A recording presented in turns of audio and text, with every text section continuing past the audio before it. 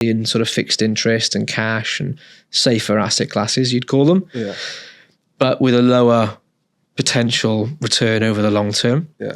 And then as you go up that scale, those asset allocations just tweak a little bit and your exposure to the stock market gets dialed up and up and up and up. And then when you get to the top end, you're pretty much 100% equities in that portfolio. So most of these investment managers will have these options of various funds at various different risk levels. Yeah. And they are mandated to stay within those parameters because that's what's suitable for their investors within that portfolio. Yeah. And there is very, very heavy regulation and very heavy consequences for fund managers that drift away from those parameters. We saw it quite recently and quite publicly with Neil Woodford and his fund when he left Invesco and he set up his own investment fund where he had an income fund that lots of clients were invested in, that Hargreaves Lansdown were pushing out as one of their star funds. And it performed really poorly and he ended up chasing returns and taking on more risk than he was mandated to, with a number of unlisted holdings in there. When I say unlisted, not listed on the major stock exchanges, so typically would have been classed as higher risk. And eventually it got suspended because clients lost trust and faith in it, pulled the money out. They had to freeze the fund because too many people were taking their money out, kind of like a run on the bank in the old days sort of thing. So yeah, these things are heavily regulated, and that was very, very public and a good example that you need to do your research on these investment managers, because unless the internal checks and procedures and compliance and everything is there and you're happy with it, then there's always a risk. There is now, post the 2008-2009 recession, further protections for retail customers. So if you are investing in any of these platforms or providers who are regulated by the FCA or going to an advisor who's regulated by the FCA, then all of us, every single financial services company, pays into the FSCS pot, which is the Financial Services Compensation Scheme, which protects you for up to £85,000 or 100% of your first £85,000 in any given, with any given provider. And that could be across multiple providers. So, you know, I've got clients who've got a lot of cash, for example. If they've got more than £85,000, we spread that over different bank accounts so that each banking institution, they have that protection. Up to £85,000? Up to £85,000 each, yeah. Okay. So there are lots of protections in place now that followed the disaster we saw at the end of the noughties. So those sorts of risks of defaulting providers and platforms has been slightly mitigated by the fact that we have this overlapping FSCS protection now for clients.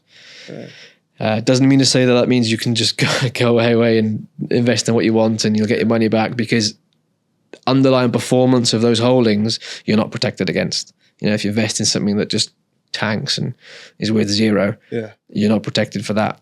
It's if the actual provider that you've given your money to defaults.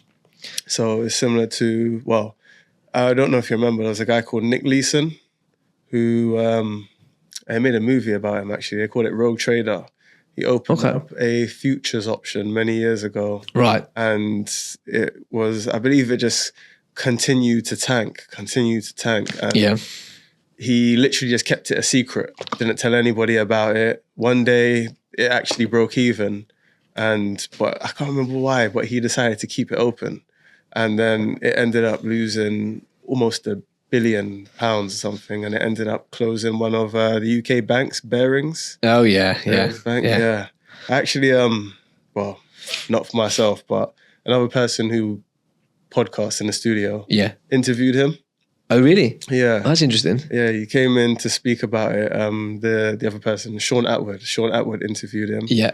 And it was quite an interesting story. I'll have to give that a listen. Serving some time in, I believe it was a German prison and a Singapore prison, because I believe he was over in Singapore doing these trades for his company. I can't remember which it was.